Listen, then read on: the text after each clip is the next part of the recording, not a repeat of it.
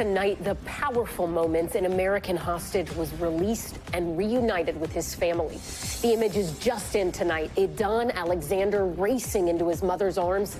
Their emotional embrace, nearly 600 days in the making. The 21-year-old, the last living American held by Hamas, how the U.S. negotiated directly with the terror group for his release. Stock markets surging after the U.S. and China dropped their highest tariffs against each other for now. What it means for the prices of everything from toys to clothing, and the new plan to lower drug prices in the U.S. Will it work? Flying free. President Trump defending his decision to accept a brand new Air Force One from Qatar. Tonight, the new security concerns. How could the U.S. know the 400-ton plane is not bugged? Explosive testimony in the first day of the Diddy trial. The jury shown parts of this infamous video. Diddy allegedly beating his girlfriend. The major admission his defense team made in their opening statements. DoorDash shooting caught on camera. A delivery driver lost asking for directions when the homeowner suddenly opens fire. What the video appears to show and the charges that homeowner now faces. Face to face with Pope Leo. Our Lester Holt with the meeting of a lifetime. What the Pope told him about coming back to America. Lester joins Top Story with more on that incredible moment. And Air Waves Jordan, arguably the greatest basketball player ever, Michael Jordan, coming out of retirement and into the broadcast booth. How he was coaxed back into the spotlight. Plus another round of brutal delays at Newark Airport today. When will it get back on track? Top Story starts right now.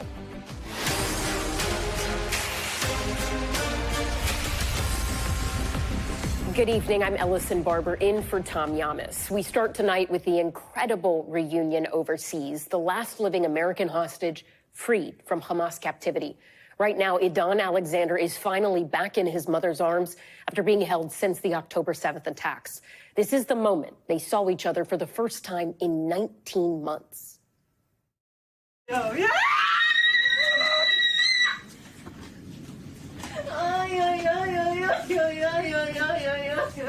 His emotional return coming after direct negotiations between the Trump administration and Hamas. Video showing him being handed over to the IDF. Moments later, his mother receiving the call she'd been desperately waiting for. Oh my God, Edan! Edan!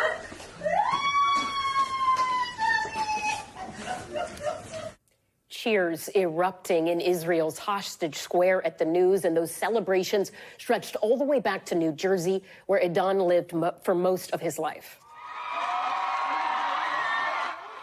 In a moment, you will hear from two of Edan's friends, their reaction to the moment he was freed and what they hope to tell him.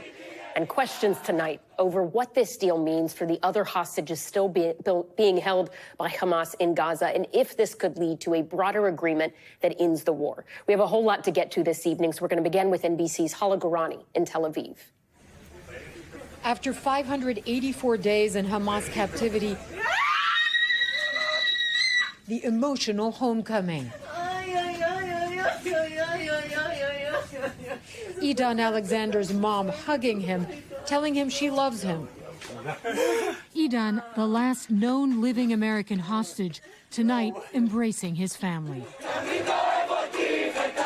While back in Tenafly, New Jersey, his hometown, cheering at a watch party for the release of the dual U.S.-Israeli citizen.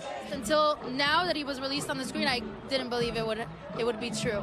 The deal between the Trump administration and Hamas that led to his freedom largely bypassed Israeli Prime Minister Benjamin Netanyahu. Hamas is still holding at least 20 living hostages.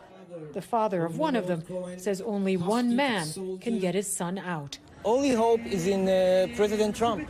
We have no trust in our government. The president saying today other hostages could be next. We hope that we're going to have other hostages released too. Lester has been speaking with the families of American hostages for months, here with Edan's sister last September. Like my best friend, that I was growing up with, has just been gone from my life. I'm sorry. No, it's okay. It's been very difficult. She was here tonight as he finally came home. Ellison, with Hamas still holding hostages and the situation in Gaza getting worse, the focus now turns to a potential ceasefire. President Trump is traveling to Qatar, which has close relations with Hamas, with many hoping Alexander's release could lead to a breakthrough in talks. Ellison. Hala Gurani, thank you. We're joined now by two good friends of Edan Alexander, Ben Esser and Michael Leshner. Thank you both so much for joining us here on Top Story. I want to start with some of the images that we just showed of Edan coming back, leaving captivity, 584 days in captivity. Walk us through what it felt like for you to see this moment for the first time.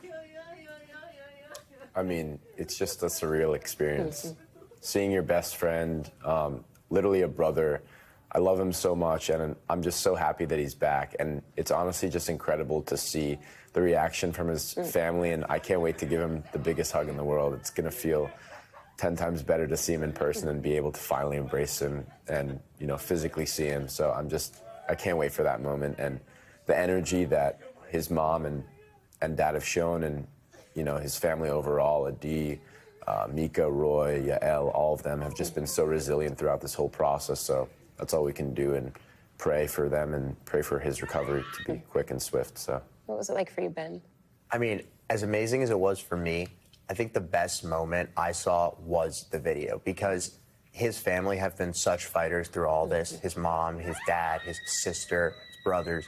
It's so heartwarming to like finally see that moment for them, because I'll tell you, there's definitely moments throughout this entire ordeal where, at least internally, you stop and you think, is he really alive? What's going on? But I would tell you that his family never once publicly wavered from that image of he's alive and he's coming back.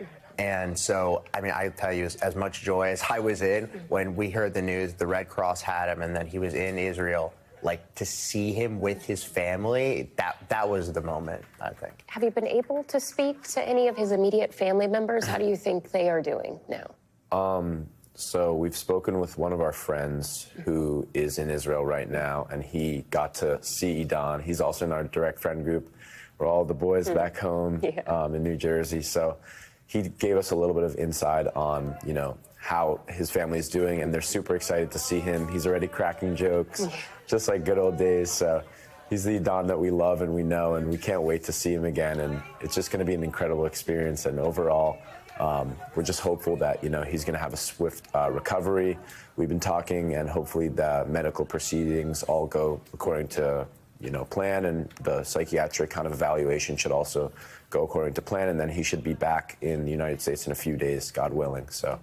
Talk to me about what he looked like to you compared to the Edan you knew, because as I said, he has been through 584 days of captivity, the horrors of October 7th. Does he look physically different than he did when you saw him last? Well, I mean, I will say from those who are with him in Israel that they are cautiously optimistic about the way he looks and sounds. And to Michael's point, you know, one of our best friends who's there with him says the first thing he did was make a joke about one of the other guys in the group. So, you know, that tells you he's at least like himself. And there's obviously a sense, right, that this is such a, for lack of a better word, just insane thing to go through. And so to some degree, there needs to be some time and adjustment at the minimum. But to me, he looks like generally himself. He's looks a little bit paler, maybe a little bit thinner. But you know, if you said to me that that's what someone's going to look like after 580 days in a tunnel, I would say that, you know, that's a pretty good way to look. How did you guys keep hope throughout all of this, hope that he would come home? Honestly, his family did a great job. They reflected and they projected this incredible image of being this, you know, incredible family that's super resilient, super strong.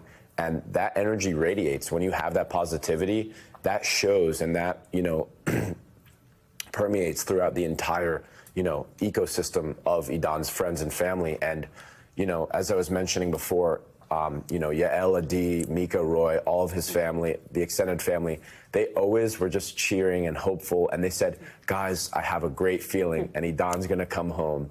And now is the day. Today's the day. It's literally, for us, a national holiday. Like, we're going to remember this every day and every year. And think about, May 12th as this day that Edan came home. So it's just an incredible experience and honestly surreal overall. And we did see that video of you celebrating, your group of friends celebrating in Edan's hometown in New Jersey. Very quickly before we go, what is the first thing when he's ready that you as friends will hopefully do together?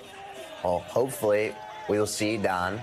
We'll go for a drive on 9W and we will go to all-you-can-eat sushi, like we used to, or we'll go to Brownstone Pancake Factory and have the Cali pancake wraps specifically. Perfect. Yeah. Michael, Ben, thank you both for being here. We really appreciate it. Thank you so much. Our other major headline tonight, President Trump announcing a trade agreement with China after a prolonged standoff, temporarily lowering tariffs between the two countries by more than 100% each, while a full deal is worked out. The move sending the stock market soaring today. NBC's Gabe Gutierrez is following it all from the White House. Tonight, President Trump is touting a dramatic de-escalation of his trade war, calling it a total reset with China after negotiations this weekend. China was being hurt very badly. They were closing up factories, and they were very happy to be able to do something with us. And I'll speak to President Xi maybe at the end of the week. For 90 days, while trade talks continue, the U.S. has agreed to lower its 145% tariff on Chinese goods to 30%, while China will go from a 125% tax on American products to 10%. The thaw in relations, even if temporary, sent stocks soaring, the Dow up more than 1,100 points today. All of it as President Trump departs for his first major international trip of this term to Saudi Arabia, Qatar, and the United Arab Emirates. Also today, the president signing a sweeping executive order that he says will slash prescription drug costs for Americans by at least 50%, setting a 30-day deadline for drug makers to voluntarily lower the cost. Otherwise, the government will develop a new rule that ties the price the U.S. pays for medications to the lower prices drug companies charge in other countries. So we're no longer paying 10 times more than another country. And Gabe Gutierrez joins us now from the White House. Gabe, how are pharmaceutical companies reacting to this drug prices order from President Trump? Well, Elson, the pharmaceutical industry says it would lead to less treatments and cures for Americans. It's also argued that President Trump's first attempt to do this in his first term would have given foreign governments the upper hand in deciding the value of medicines in the U.S. And Elson, it is not entirely clear how all of this will be enforced. We do expect legal challenges. Gabe Gutierrez, thank you. There's a lot in these new announcements that will impact you and your wallet. So to walk us through what all of it means, let's go right to NBC's business and data correspondent, Brian Chung. He is here with me at the big board. So, Brian, this trade deal with China, a huge development. Some people might have felt optimistic heading into the weekend, but a lot of people didn't expect to see this. Put it in perspective for us. Where were we? Where are we now? Yeah, let's talk about the roller coaster experience that has been this tariff war. If we talk about pre-Trump, there were no blanket tariffs imposed by the Biden administration, but across industries, as calculated by the Peterson Institute, you can see that actually in some cases, tariffs were about 20%. Now, of course, the president did aggressively ratchet that up to 145% on China. And by the way, here are the rates that tariffs that China was imposing on the United States. They slapped 125%. So effective this morning, now those rates are now much lower, 30% that the U.S. is imposing on goods coming in from China, China lowering their tariffs on U.S. goods to 10%. So this is a much, much lower. It's taken the temperature down on these talks, which should hopefully set the stage for an agreement, a deal at some point down the line. So obviously this is a massive drop, but it is not a total elimination, which is what some people wanted to see. In terms of everyday Americans, will we still feel it when we go to buy things that we need or want at the store? Yeah, well, first off, it's worth noting that it's only a 90-day pause. So what happens after that, we don't know, although the president has suggested we won't go back to 145%. But look, at a 30% tariff rate, there are still some real implications here. When you talk about electronics and toys, the estimate that 80% of toys come from China into the United States. Electronics are a big deal as well, although I want to point out there was an exemption put on electronics from the Trump administration, but the threat of tariffs is still out there, as there could be a Commerce Department review of whether or not we need to tariff that as well. clothing is another big one. A lot of sweaters, a lot of shoes come from China. So again, 30%. The U.S. Chamber of Commerce even said today, Ellison, that they still worry because 30% is still substantially higher than it was prior to this administration taking over. Okay, so talk to us about this executive order from President Trump aimed at lowering the cost of prescription drugs. We heard Gabe explaining it there. Yeah. Could that really have an impact on how we purchase and what we pay for prescription drugs here? Well, there's some real questions over whether or not there's an enforcement mechanism, as Gabe just alluded to a few seconds ago. But look, when it comes to the prices themselves, it is a big deal, and it's been a thorn in American side and actually a bipartisan issue. Take a look at the prices as estimated by the Senate Health Committee in terms of Ozempic and Wegovy, popular weight loss GLP-1 drugs. Ozempic, it's over 16 times. It's staggering, the price per month compared to Germany, where they pay $59. Wegovy, over $1,000 per month. That is 10 times more expensive than what they pay in Germany. And insulin, even outside of the GLP-1 drugs, a major deal. Per capita is estimated by HHS. It's over 6 times more expensive. Again, the issue here is that the Trump administration wants to tell these drug makers, whatever you charge in other countries is what you have to charge us. But the EO doesn't really state what the consequences would be if they don't. It's kind of a good faith, hey, you should do this. If not, there will be some rulemaking. But again, unclear about what that means. Okay, and so in terms of this idea that the president has flouted, that he could cut out the middleman and let people directly buy what they need from pharmaceutical manufacturers, could that actually work? Could this idea of cutting the middleman out be a real thing when it comes to what you pay for prescriptions? Middleman was exactly the term that the president used when he was talking about this. When he refers to the middleman, he's likely talking about this, exactly in the middle of the supply chain that we've kind of put out here. Again, if you as a patient are ordering something from a drug manufacturer, you got to pick it up at the pharmacy. So who negotiates the prices on the part of the pharmacy? It's these what they call PBMs, pharmacy benefit managers. And basically what they do is they say, hey, Eli Lilly or GSK, hey, if we want those drugs, here's the price that we're going to pay for it because we're able to distribute it across the country. They're the ones that help determine what the prices are. The president's saying, why are we doing that in the first place? Why can't the patient just go and buy directly from the drug manufacturers? So again, the executive order does outline that they want HHS to detail some sort of most favored nation price purchasing program. But again, what that looks like, we have no idea, and whether or not there's a mechanism to actually make this happen remains unclear. All right, a lot of questions still to be answered there. Brian Chung, thank you as always. We appreciate it. And President Trump is facing new criticism tonight over the announcement that he plans to accept a jumbo luxury jet from Qatar to use as the new Air Force One. Experts warn the gift could leave the president vulnerable to spying, while Democrats are calling it unethical and possibly unconstitutional. NBC News White House correspondent Yamiche Alcindor has this report.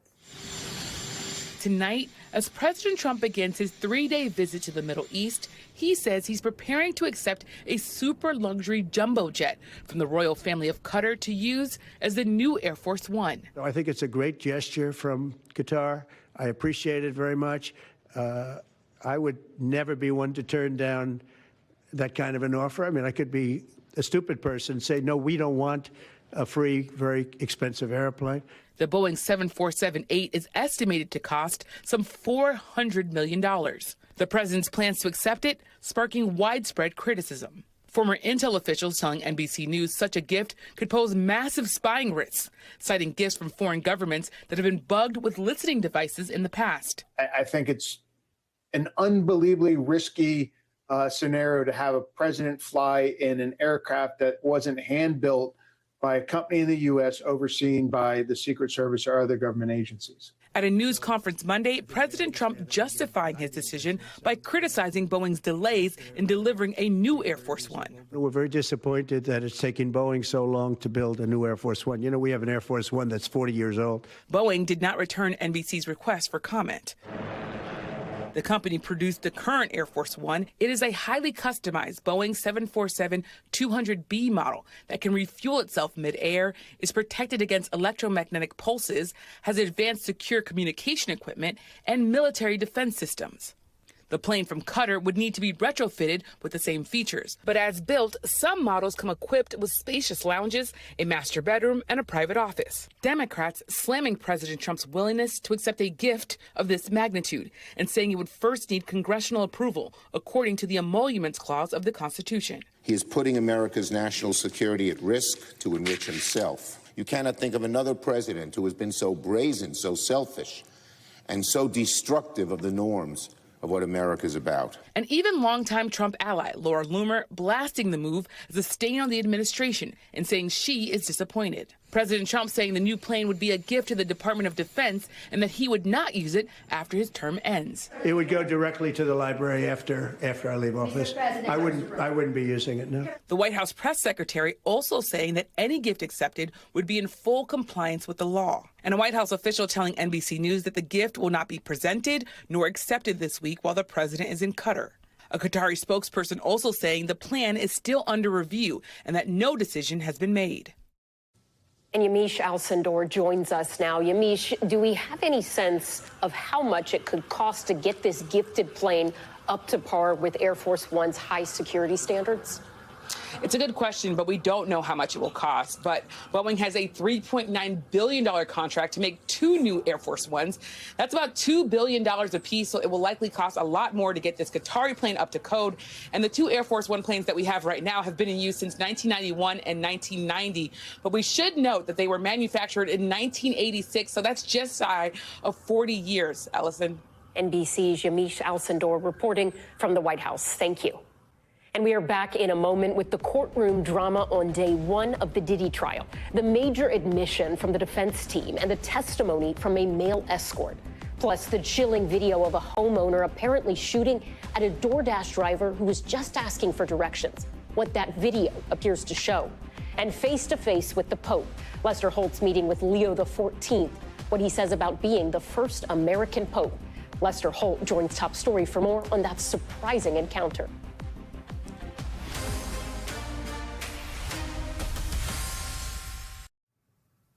The sex trafficking trial for Sean Diddy Combs started today in a New York City courtroom. Our Chloe Malas was there as the prosecution's first witnesses took the stand, and a warning: some of the images and details are disturbing. Music mogul and business icon Sean Diddy Combs in front of a judge and jury today, facing 5 criminal counts in a bombshell sex crimes and racketeering trial expected to last for 2 months. He's engaged, he's ready to go, he's ready to put on his defense. In opening statements, prosecutors laid out a 20-year pattern of alleged abuse, accusing Combs of running a criminal enterprise, including sex trafficking and kidnapping. Prosecutors say that he forced his alleged victims to take part in drug-fueled sex parties called freak-offs. At the center of their case, star witness Cassie Ventura, Combs' former girlfriend, who first accused him of abuse in an explosive 2023 civil suit, which was quickly settled without Combs admitting wrongdoing. A version of this 2016 security video obtained by CNN showing Combs brutally beating Ventura in a hotel hallway played for jurors today. The prosecution's first witness, a former hotel guard who was on shift and responded after the assault. He says Ventura appeared scared, had a, quote, purple eye, and said she wanted to leave. Defense attorneys acknowledged Diddy's bad temper in their opening statement, saying, quote, sometimes he is so angry and jealous that he gets out of control. But they said domestic violence is not sex trafficking and love of baby oil is not a federal crime. They described the alleged victims as, quote, capable, strong adult women and said that they're after money. Who has the bigger hill to climb here? Certainly the defense has the bigger hill to climb. We are going to be seeing videos, not just of beatings of a victim, but of these sexual acts. Jurors heard explicit testimony from a male escort called by prosecutors who says on multiple occasions Ventura paid him to have sex with her in front of Combs and says he witnessed Combs assault Ventura. Combs has pleaded not guilty to all of the charges. A 12-person jury made up of 8 men and 4 women will soon decide the fate of one of the most powerful men in music. And Chloe Malas joins us now from outside that courthouse in New York. Chloe, was Cassie in court today, and when can we expect her to take the stand? Hey there, Ellison. So Cassie Ventura was not in court, but just moments ago, I actually saw her husband, Alex Fine, surrounded by reporters as he made his way out of the courthouse and into an awaiting black SUV. I also saw Cassie's attorney, Douglas Wigdor, leaving the courthouse today, and he has been a staple in the courtroom in all of the pretrial hearings leading up to this moment. We could see Cassie Ventura take the stand as early as tomorrow. She's a key witness for the government, and her testimony could last days. NBC's Chloe Malas, thank you. When Top Story returns, new details about the new Pope. One of his brothers joins us live, what he's noticed about his sibling since he became Pope. And Lester Holt standing by, what he learned from Pope Leo when he talked with him today. Plus, sticking the landing, the teenage driver who accidentally drove a Jeep off a pier, but somehow didn't crash into the water.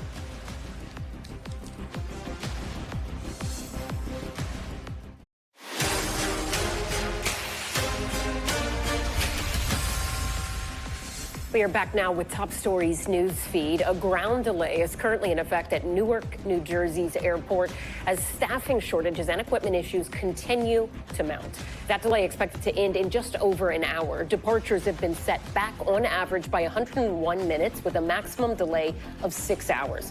More than 80 flights have already been canceled. Take a listen to this audio of an incoming pilot reassuring an air traffic controller about their recent issues. And Newark, just so you know, we're all rooting for you for better equipment and more staff. Hey, man, we appreciate it. Thanks. That audio was recorded Sunday as flights headed to Newark Airport were stopped for about 45 minutes due to radar outages. A criminal investigation is underway in New Jersey after officials say they found evidence suggesting a deadly house fire this weekend was not an accident. Home surveillance video shows the moment the home burst into flames on Sunday. 2 bodies were pulled from the wreckage, according to police. Neighbors say it sounded like an explosion, but police are describing it as an intense house fire. Canadian rapper Tory Lanez is in the hospital tonight after being stabbed in a California prison. Prison officials say another inmate stabbed Lanez inside the facility, which is just north of Santa Barbara. That's where he is serving a 10-year sentence for shooting rapper Meg Thee Stallion back in 2020. An investigation into the stabbing is ongoing. And cameras capturing the shocking moment police say a Jeep nearly plunged into the water. Video showing it catapulting over the pier on New York's Long Island. Somehow it landed face up on a floating dock. It all happened on Sunday. Police say the driver sustained minor injuries. The car was lifted off that dock and towed away this afternoon. We are back at the Vatican tonight, where earlier today, Pope Leo XIV addressed journalists from around the world less than 1 week after becoming the first American pope. NBC Nightly News anchor Lester Holt having an unexpected encounter and conversation with Pope Leo following that address. Lester has this report for us. It was an unexpected moment at a speech to invited international media members, Pope Leo concluding his remarks and then walking to the front rows, where we had a brief off-mic chat. I asked him about the significance of an American pope. You tell me, he said, before sharing an anecdote about an individual returning to the church because there was now an American pope. Good morning, and thank you for this wonderful reception. They say when they clap at the beginning, it doesn't matter much. If you're still awake at the end and you still want to applaud, thank you very much. Today's event itself was not a news conference, rather a timely message to the news media itself. The Pope speaking of the need to safeguard what he called the gift of free speech and of the press, remarks that drew a warm response from the invited journalists. The Pope delivering a really stirring defense of the free press, and you talked about those who have been locked up, incarcerated because of their reporting. Benedicat vos. Pope Leo has quickly embraced the role of moral authority. L'amato popolo ucraino. Just yesterday calling for a lasting peace in Ukraine, an end to violence and a release of hostages in Gaza. His brother John watching the Pope's first Sunday blessing as Pontiff with us yesterday from a nearby rooftop. He says his brother is determined. It does seem like he was made for this moment. He knows what he's going to do. He knows what he's going to say. Others who know him say expect Pope Leo to hold his ground when he finds it necessary. Will he be afraid or bound by the risk of failure or criticism? My experience of now Pope Leo is that he's not afraid to make decisions that may be unpopular. Decisions where when he really believes that this is the right decision to make, it's very easy for him to make that decision. Now, 4 days into his papacy, Pope Leo seemed at ease today, even signing the baseball of one attendee. What did he say? He said White Sox or Cubs, and I said White Sox. Playfully donning a well-wisher's colorful sash, and blessing babies. But there was a lot of business ahead. In our brief moment together, I asked him whether he has plans to return to the U.S. anytime soon. His answer, not yet. And Lester joins us now from the Vatican. Lester, you were able to have that off-mic conversation, as you described it, with the new Pope. What was that moment like for you, professionally, as a journalist, or even personally?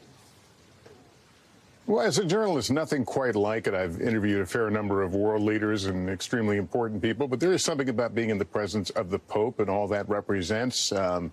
Also, having seen this individual emerge from the conclave process just a few days ago. So it was a unique moment. I was so appreciative that he took the time because, you know, I kept pushing a little bit, trying to get a few more questions in to get a sense of where he's at. But he took it in good stride and I think good humor even at times.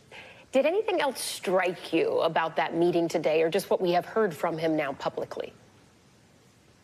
You know, what strikes me about him is his calmness. And I remember making the same comment the evening he appeared on the balcony here behind us and, you know, all that was happening. And there was this serenity. And I certainly picked up on that in person, this sense of calm. And, you know, I spoke to his brother the other day who really kind of cements what I said. He's not just calm, but he's really deliberate. And if he's going to do something, he's going to do it. NBC's Lester Holt, thank you. Of course. And Lester spoke to one of the Pope's brothers. We are fortunate to be joined by another one. Lou Prevost, the Pope's older brother, joins Top Story tonight. Lou, thank you so much for joining us. I mean, your brother has been Pope for less than a week. We have seen him publicly out meeting people and saying Mass. What has it been like for you to watch your brother do all of this and to become the Pope? For me, it's been a zoo here. I mean, it's been nonstop since the announcement came out Thursday here that he was elected Pope. And you can imagine the press rush here. My brother John, he managed to escape from Chicago and get to Rome. I was going to go with him, but I was under the weather, so I couldn't fly out Friday. And I just thought, well, I'll just stay home and watch this stuff on TV. But it's been just mind-blowing. It's just, I don't know, I can't put it into words. It's just an awesome thing that my little brother is now the Pope of the Catholic Church. It's just hard to put into words. Yeah. I know it's been, 4 days now, and the excitement really hasn't leveled off. I'm hoping it does soon because I really need to get some sleep. But you go to bed at night and all that runs through your mind is Rob's the Pope. Rob's the Pope. I got to go to sleep. But Rob's the Pope. And it's just the excitement when he was named and when he made his first appearance Thursday, coming up to the balcony at the Vatican there to announce, speak to the crowd in the Vatican Square. When I saw his forehead and yep, that's Rob, that's his forehead, there he comes, and his face, and it kind of brought tears to my eyes, and happy, like, oh my God, my little brother is the Pope, an impossible dream. And it's just been a whirlwind since when that happened, when I saw his face. The last 60, 70 years kind of flashed by, like they say, what happens when you die? Your whole life flashes before you. I flashed back to when he was a baby and a young child and growing up, and what we saw and what we thought. And it was like, it was yesterday. It all came flooding back, growing up with him, with my two brothers, and watching them and watching Rob watch his gift, his spirituality, even back then, grow into what he has become today. We kind of always felt, and there were people that said, even as far back as the second grade, Robert, you're going to be Pope someday. The way, just something about him. And we all, we used to laugh, yeah, you're good luck, right? And here it is, 2025, and he's the Pope now, and like I say, when I go back in time and think to all the times I used to tease him about that, make fun of him for playing priest, and here it is, he's Pope. And so I got to live with that and adjust to the fact that he's the Pope of the Roman Catholic Church. And maybe it all makes a little sense now. I know growing up, I have heard rather that your mom was very invested in the Catholic Church, and faith was incredibly important to her. Do you think that time, the way that you all grew up, that really played a big role in leading Pope Leo to where he is now?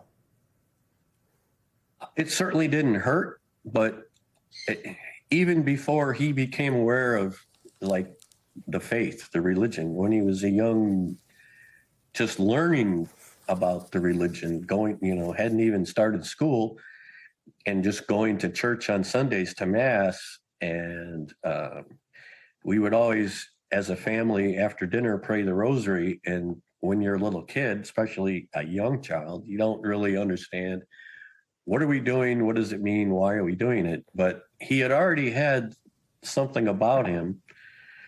He did it. He prayed with us like normal. And as time went on, like I say, he liked to play priest and whatnot. Yeah. And my parents were both very supportive, but there was no pressure. Like, oh, goody, you're going to be a priest. And then they tried to keep coaxing him along. No, it was all on his own. Yeah.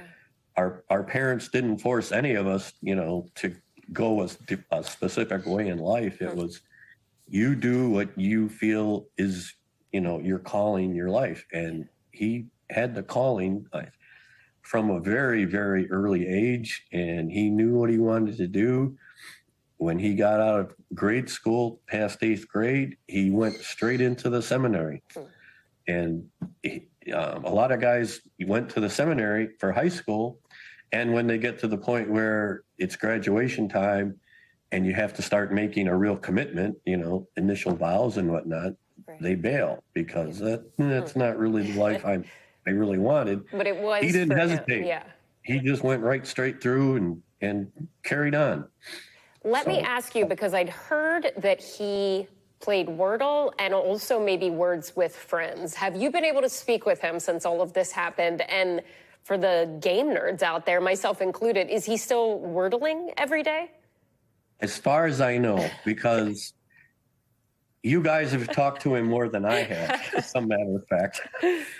I've tried to contact. I can't. It's hard for me to get a hold of him, obviously, because he's really busy. Yeah. And my brother John's there, and I've been trying to use his phone to talk to our brother Rob, the Pope, because I think his phone has been like locked down, taken away, whatever. I don't know.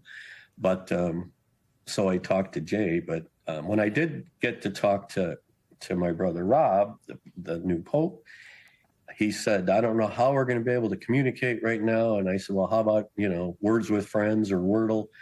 And it was like, yeah, that might work. So we may have to. I used to play that with them all the time, and I just couldn't keep up with them. Mm-hmm. And they always beat me. And I was like, well, I tried to keep playing, but between work and everything else, it's just, I couldn't keep up, and I kept timing out. But I may have to pick up on that again and start improving my vocabulary. It sounds like a good plan in my book. Let me ask you before we let you go, we wanted to do a fun little lightning round to get to know your brother a little better, especially after there was so much debate whether he was a Sox fan or a Cubs fan. We got that cleared up. It's the Sox. But let me ask you, do we know, would he go Chicago-style dog or deep dish pizza? Oh, Chicago style. That's I go with the Chicago style hot dog over the deep dish. Okay, cat person or a dog person? Oh, dog.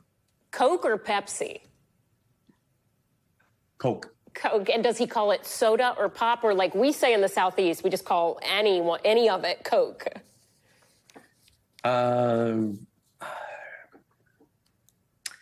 It's gonna be a lot of Coke, but he may also say soda because he's had a lot of European influence of late, So. That's fair.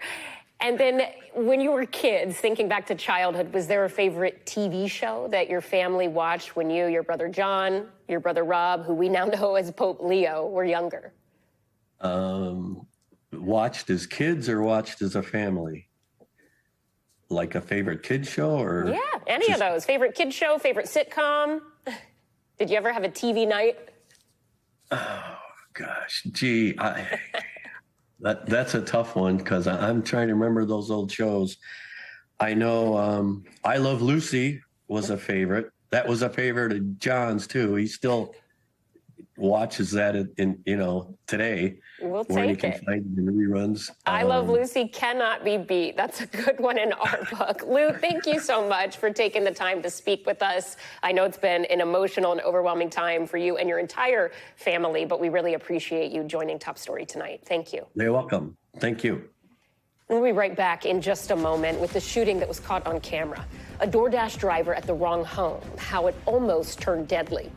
And his airness hitting the airwaves, the return of Michael Jordan, the role that pulled him out of retirement. Stay right there.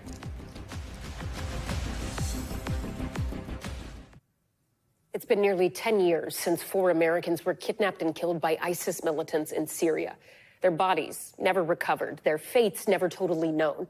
Now a team of former FBI agents is on the ground. They're searching for answers as to what really happened to them. Our Richard Engel is there with exclusive access to their operation.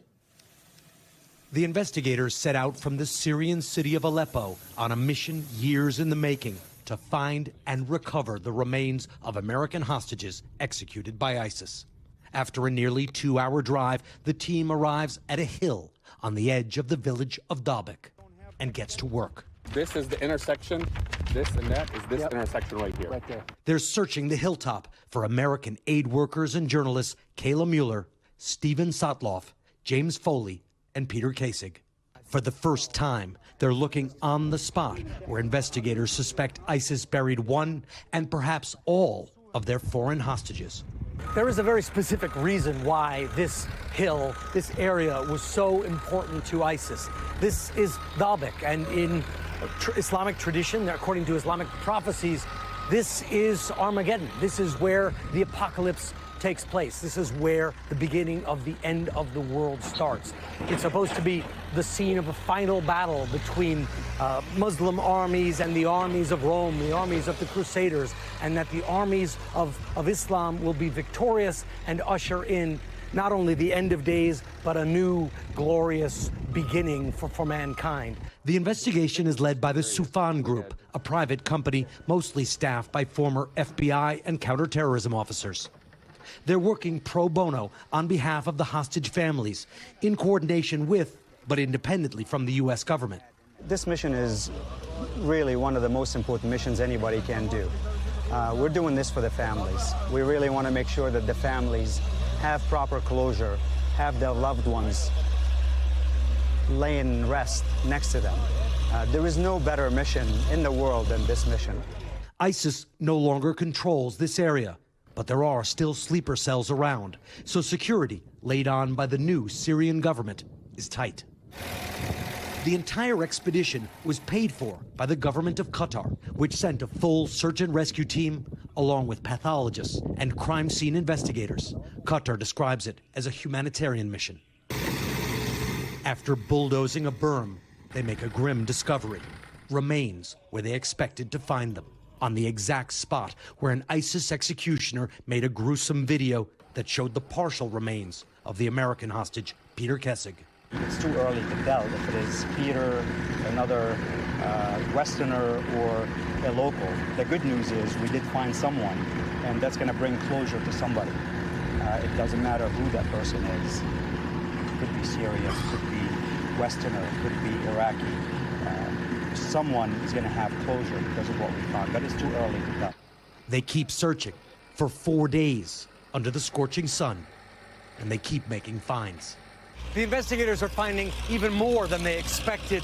They are currently searching in 3 locations at the same time, and in each one, they're finding human remains. This appears to have been an ISIS dumping ground for its victims, and we know that they were victims because they were just thrown into shallow graves and quickly covered up.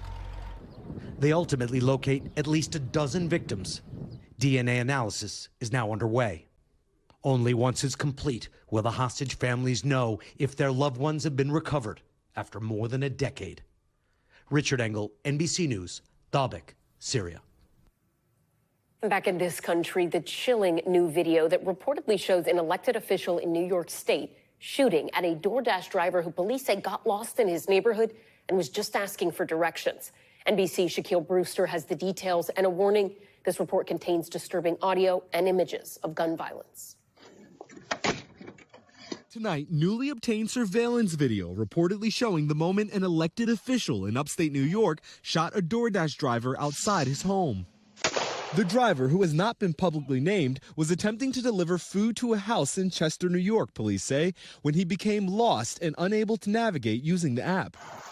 They say he approached several homes asking for directions before arriving at the residence, seen here at a nearby address just before the shooting in a video obtained by News 12. I have a daughter. My phone is broken. Can help. State police say he then went to the home of New York Highway Superintendent John Riley, who is also a federally licensed firearms dealer. Another video obtained by News 12 reportedly showing the 48-year-old walking out of his house. The video appears to show Riley initially shooting into the side of his yard, yelling at the driver to leave as the DoorDash driver turned on his ignition. Go! Go! Moments later, firing toward the vehicle after the driver starts to reverse. Shooting once more as the victim drove off. Police say one of the bullets struck the driver in the back, causing serious physical injuries. Riley tonight out on bail, but facing felony assault and criminal weapon possession charges, according to state police. Just shock, disbelief, disgust. I just can't believe that took place. Chester Town Supervisor says the town board is holding a special meeting Tuesday morning to consider calling for Riley's resignation. We can't fire him. We can't unappoint him. We can't put him on leave of any type. He's elected. Riley did not return our request for comment. A DoorDash spokesperson saying, quote, "No one should ever fear for their safety just for trying to make deliveries in their neighborhood. We're devastated by the senseless act of violence and we're wishing the Dasher a full and speedy recovery." This situation isn't representative of the town of Chester. We are good people. This is a complete outlier in terms of, how we treat anybody from outside the community. Riley does not yet have a new court date scheduled. Shaquille Brewster, NBC News. And we'll be back in a moment with On Air Jordan, the new role for NBA legend Michael Jordan.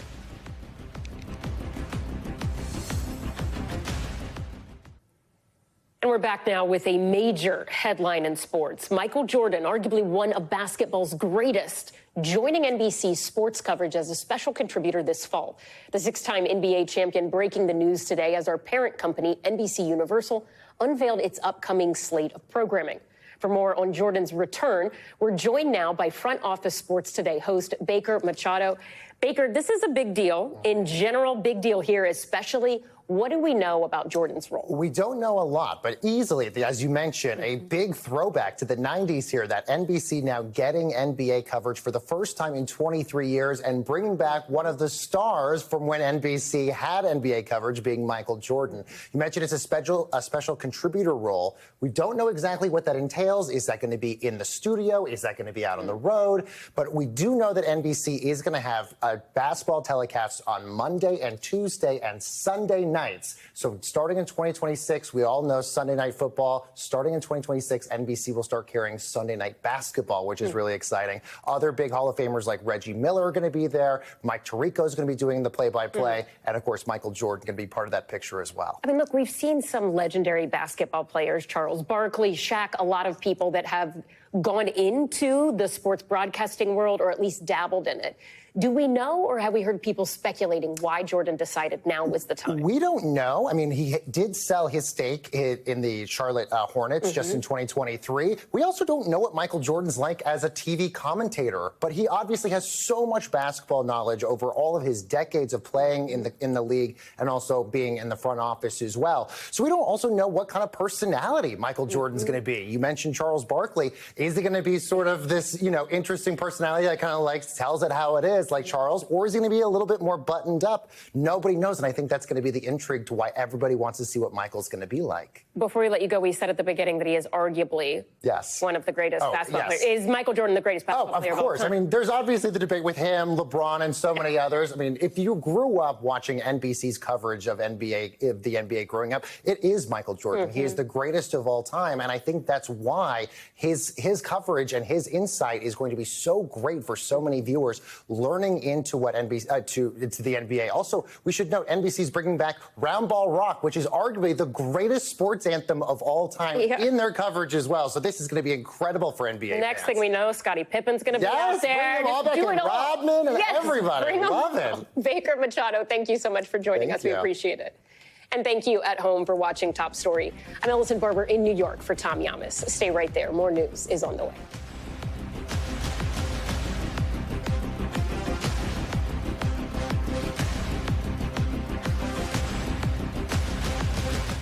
Thanks for watching. Stay updated about breaking news and top stories on the NBC News app or follow us on social media.